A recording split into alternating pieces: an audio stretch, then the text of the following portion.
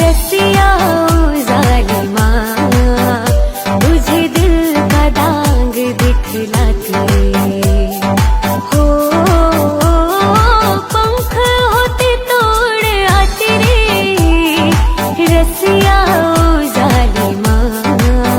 तुझे दिल का दाग दिखलाती